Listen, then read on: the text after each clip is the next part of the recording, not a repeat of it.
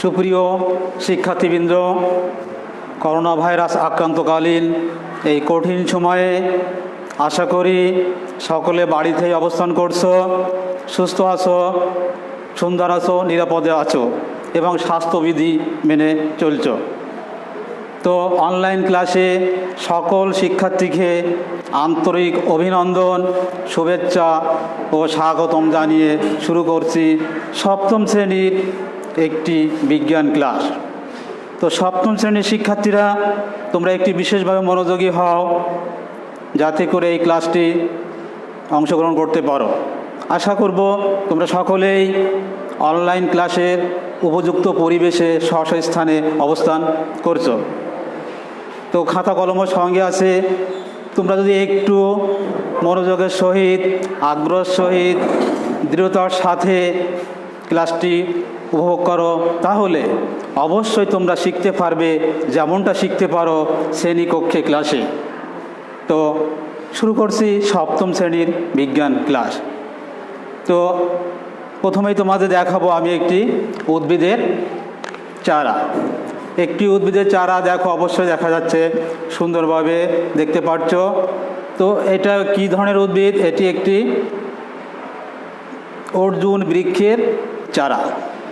এটি একটি ভেষজ উদ্ভিদের উপকারিতাও আছে। এই ছালের গুঁড়ো যদি চায়ের সাথে পান করা হয় তাহলে করোনা থেকেও কিছুটা প্রতিরোধ পাবে। তো বিষয় হচ্ছে, বড় কথা, এটি একটি চারা, সেটা হচ্ছে আসল কথা। এই চারাটির দুটি অংশ আছে, একটি মাটির নিচে, অন্যটি মাটির উপরে। মাটির নিচে অংশ থাকে মূল, আর উপরের অংশে কি থাকে নিশ্চয়ই তোমরা জানো। মাটির উপরে অংশে কি থাকে সেটা তোমাদের ধারণা অবশ্যই একটু আছে। তো মাটির উপরে থাকে কাণ্ড।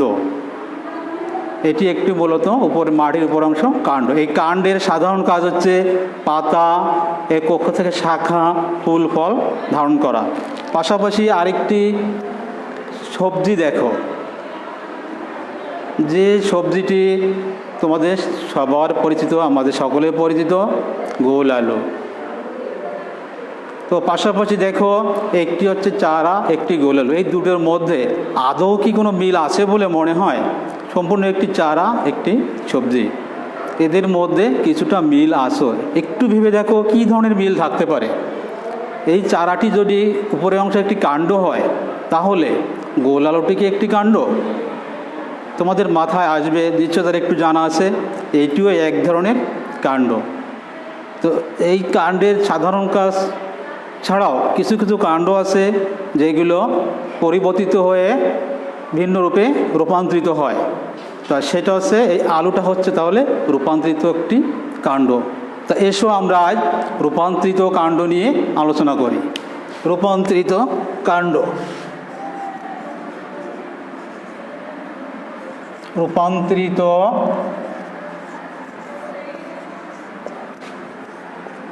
কাণ্ড। তোমরা রূপান্তরিত কাণ্ড এটি খাতায় লিখে নাও। তো প্রথমেই আমাদের জানতে হবে বা শিখতে হবে রূপান্তরিত কাণ্ড কি। তো রূপান্তরিত কাণ্ড হচ্ছে উদ্ভিদের সাধারণ কাজ ছাড়াও কখনো কখনো কোনো কাণ্ড অবস্থানগত ও আকৃতিগত পরিবর্তন হয়ে থাকে, আর এই ধরনের পরিবর্তনকে বলা হয় রূপান্তরিত কাণ্ড। নিশ্চয়ই তোমরা রূপান্তরিত কাণ্ড জানতে পেরেছ বা বুঝতে পেরেছ। এবার আমরা আসি কাণ্ডের শ্রেণী বিভাগ।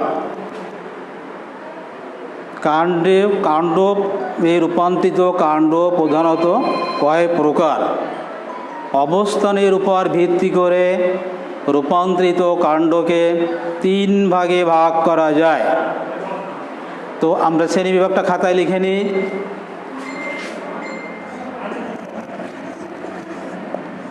শ্রেণী বিভাগ 1, ভূ-নিম্নস্থ কাণ্ড।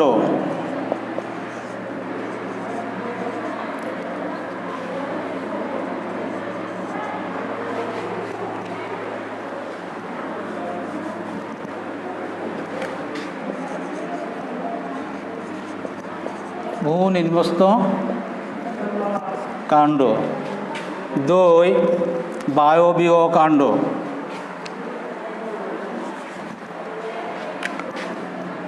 অর্ধবায়বীয় কাণ্ড। অর্ধবায়বীয় কাণ্ড। 3 বায়বীয় কাণ্ড। তাহলে রূপান্তরিত কাণ্ডের 3টি শ্রেণীতে ভাগ করা যায়। কি কি আরেকটু দেখো।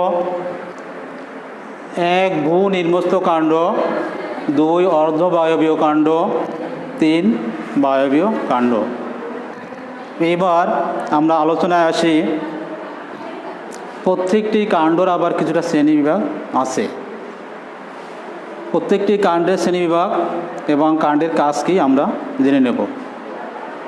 তো এটি তোমরা নিশ্চয়ই খাতায় লিখে নিয়েছ। তো এবার আমরা প্রথমটায় আলোচনা করব ভূ নিম্নস্থ কাণ্ড।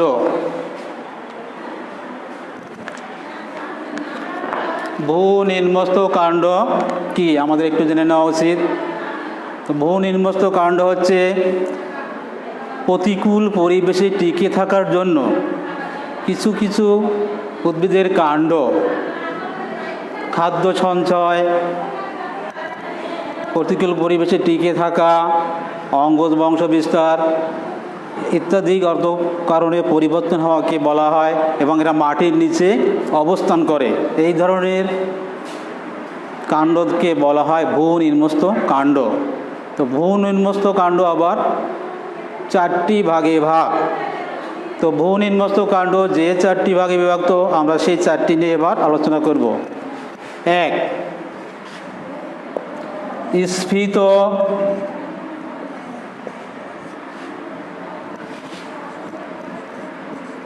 কন্দ বা টিউবার। 2 রাইজোম।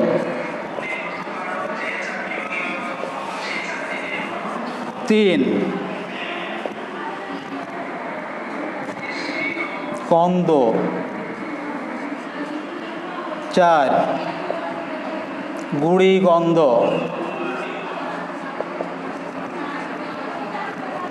এগুলো আমার সাথে তোমরা খাতায় লিখে নিয়েছো নিশ্চয়। তো আমরা এবার দেখতে পাচ্ছি স্ফীত কন্দ বা টিউবার, রাইজোম, কন্দ, গুড়িগন্ধ।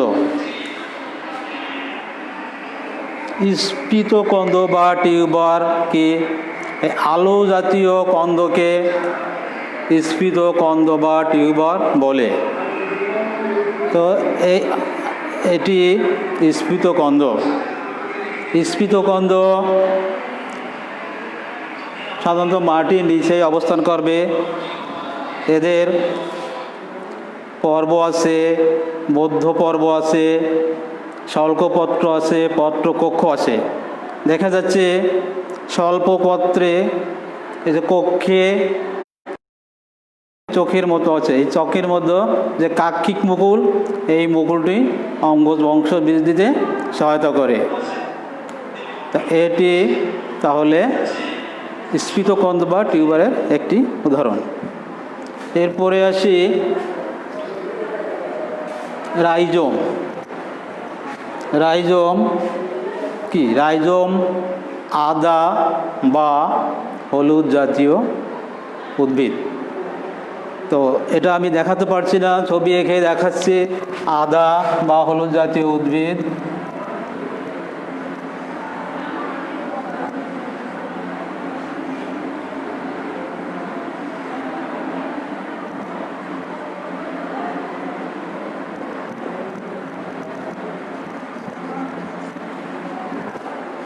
তো এই রাইজোম যেটা আদা বা হলুদ, একটি আদা এরকম ধরনের আদা একসাথে বাঁধা থাকে। এখানে পর্ব আছে, মধ্যপর্ব সুনির্ধারিত এবং স্বল্পপত্র আছে।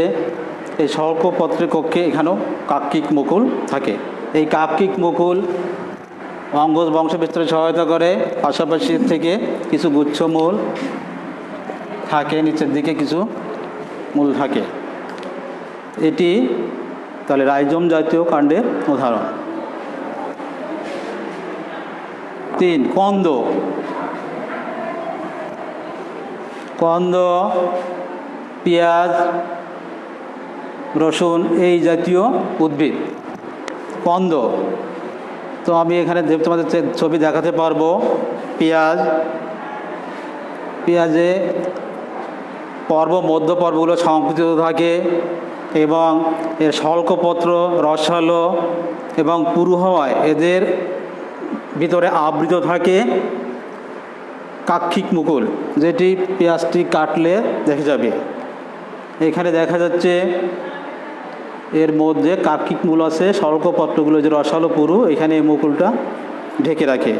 এই মুকুলটা উপযুক্ত পরিবেশে এটা থেকে বঙ্গস্পতিতে চারা তৈরি হয় এবং এর নিচে কিছু গুচ্ছমূল থাকে। তো এটি কন্দ জাতীয় কাণ্ডের উদাহরণ। এরপরে আছে গুড়ি কন্দ। গুড়ি কন্দ কচু বা ওলকচু জাতীয়। ওলকচু গুড়ি কান্দর একটি উল্লেখযোগ্য উদাহরণ। ওলকচু একটু বড় আকৃতি হয় এবং গোলাকার হয়। ওলকচু পর্ব সুস্ফুট থাকে এবং এদের স্বল্পপত্র কক্ষে কাক্ষিক মুগুলো থাকে। স্বল্পপত্র কাক্ষিক মূলের পাশে কিছু মূলও থাকে। দেখা যাক আমি একটা একে তোমাদের ছবি এঁকে দেখাই।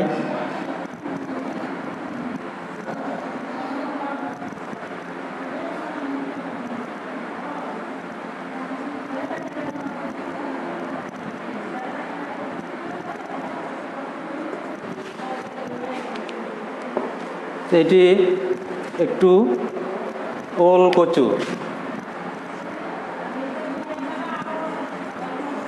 ওলকচু যা গুড়ি কন্দের একটি আদর্শ উদাহরণ।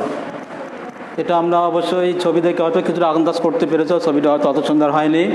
তো এর যে পর্ব, এর সামনে যে কাক্ষিক মুকুল থাকে,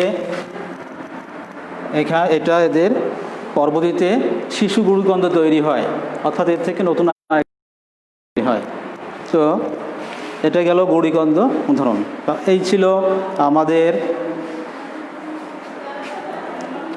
রূপান্তরিত কাণ্ডের ভূনিম্নস্থ যে কাণ্ড তার 4টি ভাগের বিবরণ। তো এবার আসি দ্বিতীয়টি, অর্ধবায়বীয় কাণ্ড। এগুলো নিশ্চয়ই তোমরা খাতায় লিখে নিয়েছো, এবার মুছে ফেলে।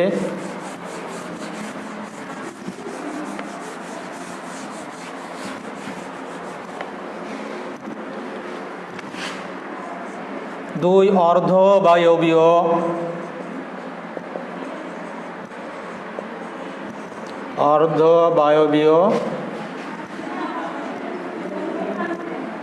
কাণ্ড। এই অর্ধবায়বীয় কাণ্ড আবার 4টি ভাবে বিভক্ত। 1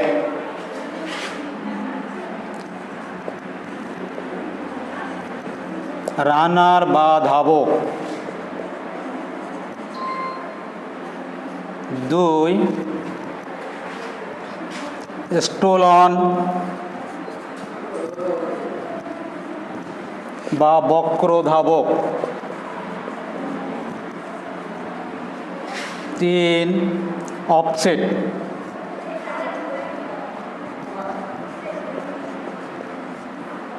4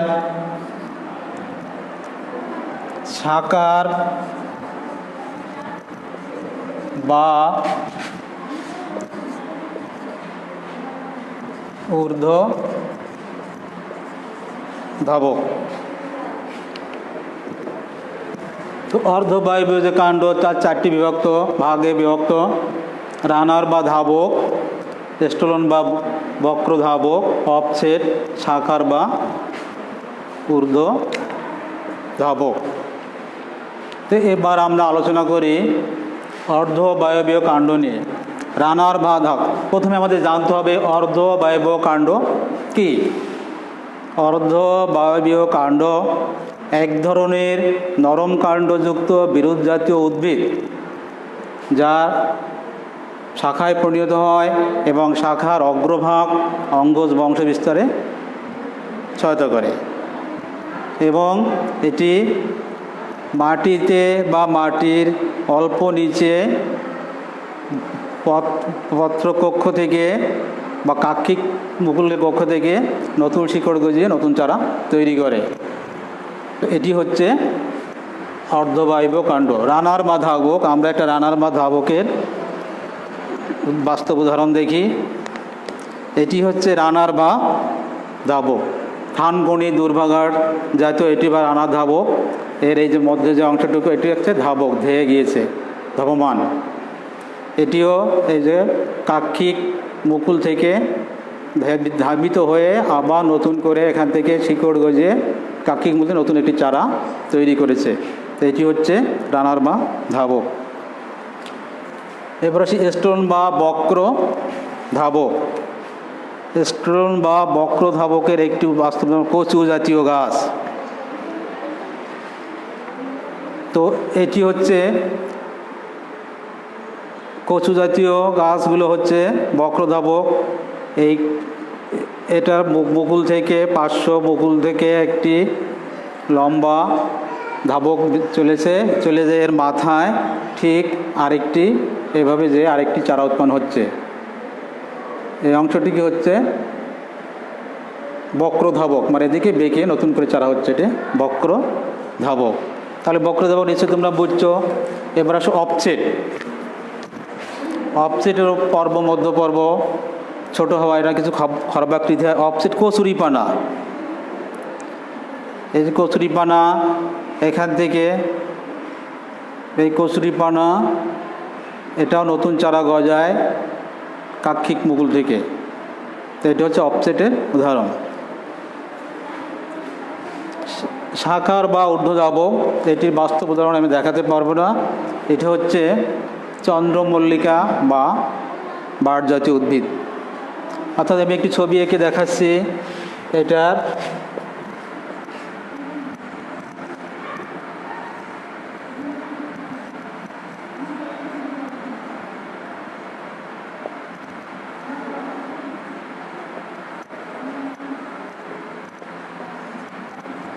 এইভাবে এরা মাটির সমান্তরালে বেয়ে নতুন করে ঊর্ধ্বমুখী হয়ে একটি নতুন চারা তৈরি করে, যেটা শাখার বা পার্শ্বচারা। এটা হচ্ছে শাখার বা ঊর্ধ্বধাবক। তা এই ছিল আমাদের অর্ধবায়বীয় কাণ্ড। এটাও তোমরা নিচে খাতায় লিখে নিয়েছ। এবার এটা মুছে বলছি।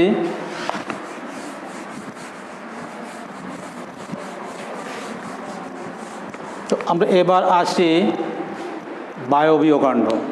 3 নম্বর যেটা ছিল বায়বীয় কাণ্ড।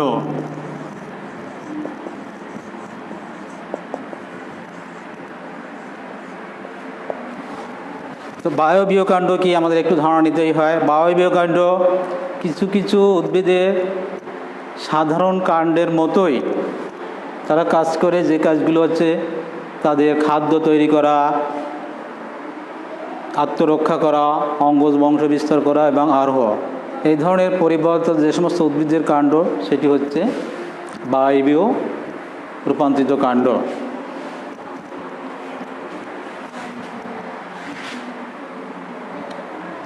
এখানে এক ফাইলোক্লাড,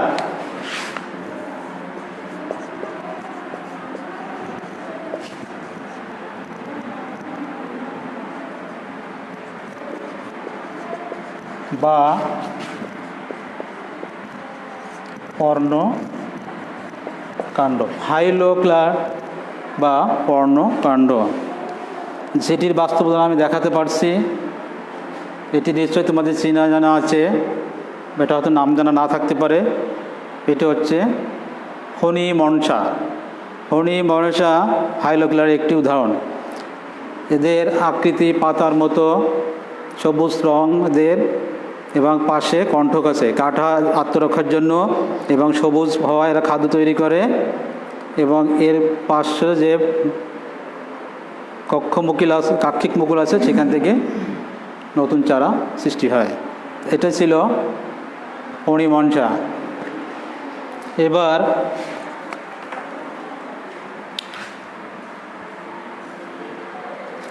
থর্ন। বা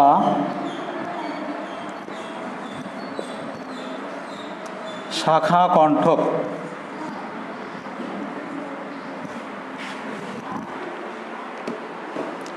এটি বাস্তবে একটি উদাহরণ আছে, বেল, মেহেদি গাছ ইত্যাদি। এদের কিছু কিছু উদ্ভিদের কাণ্ড, এই কাক্ষিক মুকুল, এটাকে আমরা কাক্ষিক মুকুল, এখান থেকে সাধারণত শাখা বের হয়।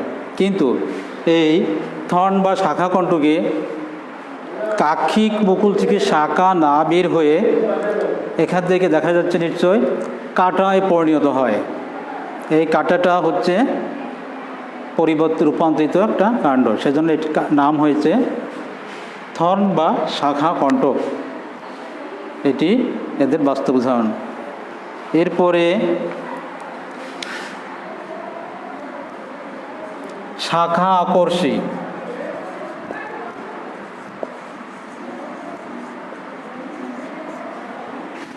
এটির বাস্তব উদাহরণ আমি দেখাতে পারছি না। এটি হাড় জোড়া উদাহরণ গাছের। এটিও পাতার পরে এতে থাকে, এরকম একটা ছবি দেখাচ্ছি আমি।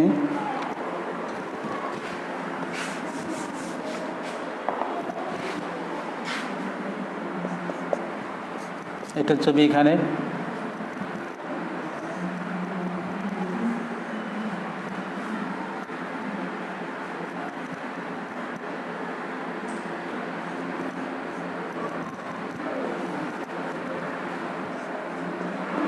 এ ধরনের পাতা থেকে কিছু আকর্ষিক শাখা উৎপন্ন হয়। এই আকর্ষিকগুলো অবশ্যই কোনো পাতায় বা শাখায় রূপান্তরিত হয় না। সুতরাং এটি একটি শাখা বা আকর্ষিক উদ্ভিদের উদাহরণ। এরপরে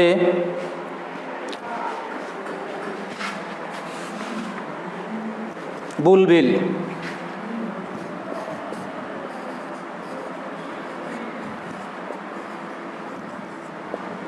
বুলবিল, এই বুলবিল হচ্ছে বায়বকাণ্ডের শেষ ধাপ এবং রূপান্তরিত কাণ্ডের শেষ ধাপ। এই বুলবিলটা কি?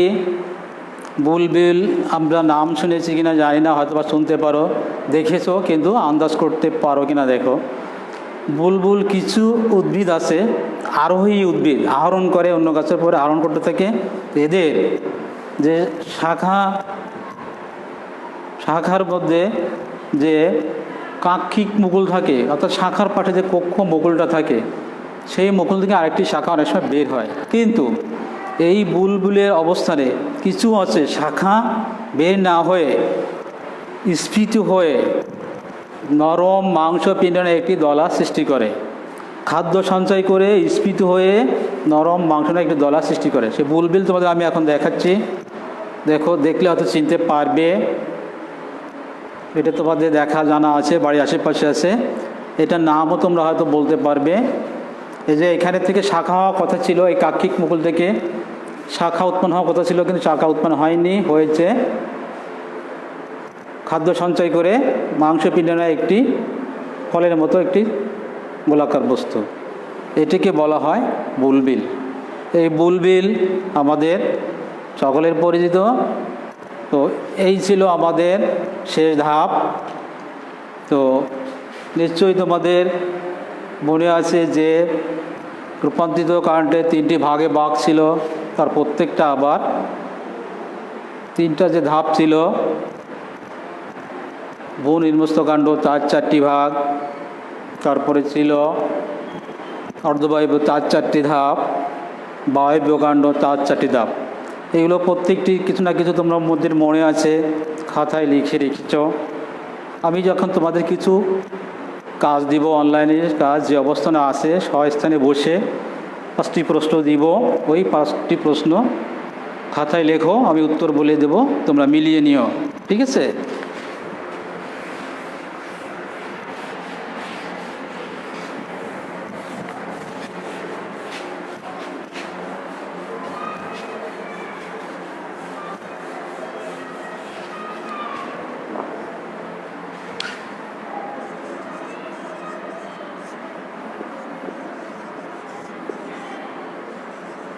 শ্রেণীর কাজ, অনলাইন ক্লাসের শ্রেণীর কাজ তোমরা স্বস্থানে অবস্থান বসে করবে। 1, সাধারণ কাণ্ডের কাজ কি? 2,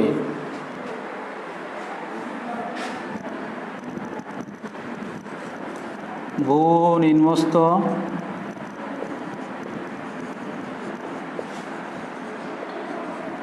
কাণ্ড কয় প্রকার?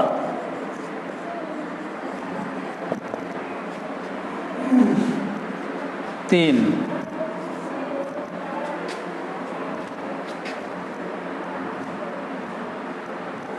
আদা কোন জাতীয়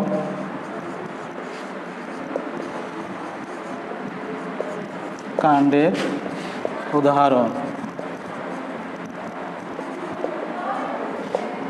4,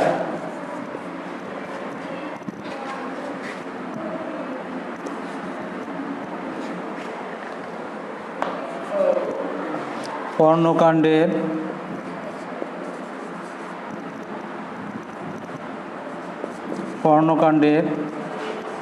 একটি নাম লেখো। 5,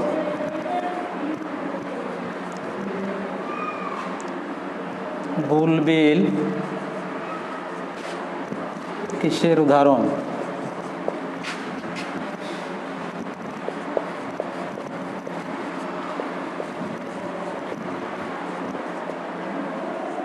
তোমরা এই 5টি কাজ এক্ষুনি স্বস্থানে বসে নিজেরা উত্তর লেখো, বা এতক্ষণ হয়তো আমার সাথে লিখতেও পারছো। তো আমি এখন উত্তরগুলো বলে দেব, তোমরা কতটা এতক্ষণ শিখেছ তা মিলিয়ে নিয়ে বুঝতে পারবে। আমি আশা করব তোমরা পেরেছো। উত্তরগুলো আমি মুখে বলছি এবং আবার লিখেও দিচ্ছি। তো দেখো, সাধারণ কাণ্ডের কাজ কি? সাধারণ কাণ্ড আমি দেখেছিলাম। এই যে সাধারণ কাণ্ড, এর কাজ কি মনে আসছে নিশ্চয়ই? এটাকে পাতা, এর ফুল হবে, ফল হবে, শাখা, এগুলো ধারণ করা। তাহলে পাতা, শাখা, ফুল ও ফল ধারণ করা। দেখতে না পেলেও শুনে নিজেরা মিলিয়ে নাও। সাধারণ কাণ্ডের কাজ পাতা, শাখা, ফুল ও ফল ধারণ করা। এরপরে দ্বিতীয় প্রশ্ন, ভূ-নিম্নস্থ কাণ্ড কয় প্রকার? ভূ-নিম্নস্থ কাণ্ড 4 প্রকার। তোমরা লিখে নাও 4 প্রকার।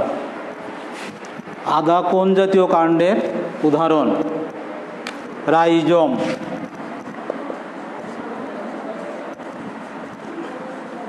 রাইজোম আমার সাথে সাথে লিখে নাও বা মিলিয়ে নাও।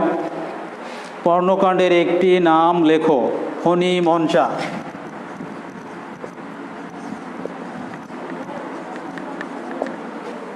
অবশ্যই মিলিয়ে নিচ্ছ তোমরা। বুলবুল কিসের উদাহরণ বা বুলবুলের একটি উদাহরণ? গাছ আলু। গাছ আলু। তো আরেকবার মিলিয়ে নাও যদি ভালোভাবে শুনতে না পেরে থাকো। সাধারণ কাণ্ডের কাজ কি? পাতা, শাখা, ফুল ও ফল ধারণ করা। ভূ-নিম্নস্থ কাণ্ড কয় প্রকার? 4 প্রকার। আদা কোন জাতীয় কাণ্ডের উদাহরণ? রাইজোম। পর্ণকাণ্ডের একটি নাম লেখো। ফণী মনসা। বুলবুল কিসের উদাহরণ বা কোন কাণ্ডের উদাহরণ? এটা হচ্ছে গাছ আলু উদাহরণ। তো এই পর্যন্ত এই ছিল আমাদের আজকের আলোচনা। এবার একটি বাড়ির কাজ তোমরা বাড়িতে বসে করবে। পরবর্তী ক্লাসে যদি কোনো প্রশ্ন থাকে এটা বলে দেওয়া হবে। তো বাড়ির কাজ খাতায় লিখে নাও।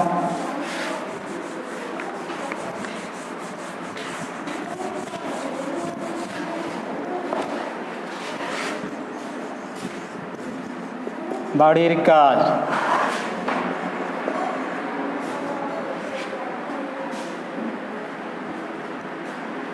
পাঁচটি রূপান্তরিত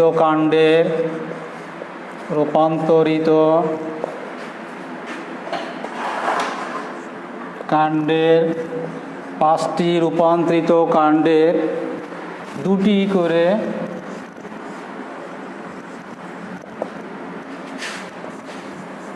কাজ লেখো। 5টি রূপান্তরিত কাণ্ডের 2টি করে কাজ লেখো। তো এই ছিল এ পর্যন্ত। আশা করি এটা তোমরা খাতায় লিখে নিয়েছ। তো সকলকে ধন্যবাদ। ভালো থাকো, সুস্থ থাকো, সুন্দর থাকো এবং আগামী ক্লাস এবং সকল ছাড়ের ক্লাস দেখার নির্দেশনা রইল। ধন্যবাদ।